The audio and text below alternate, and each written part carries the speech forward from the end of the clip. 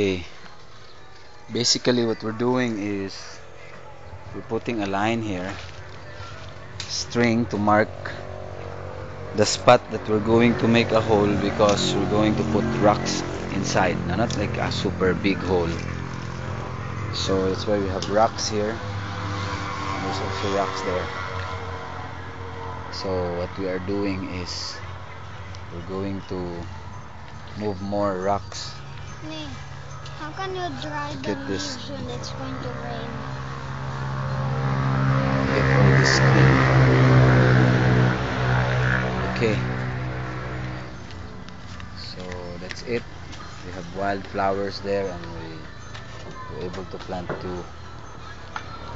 Okay, this is a sort of a before.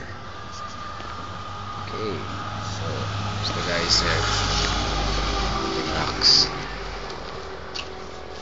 Alright, bro, tapukon lang din nato din eh. Good. Okay, so kasi yung ano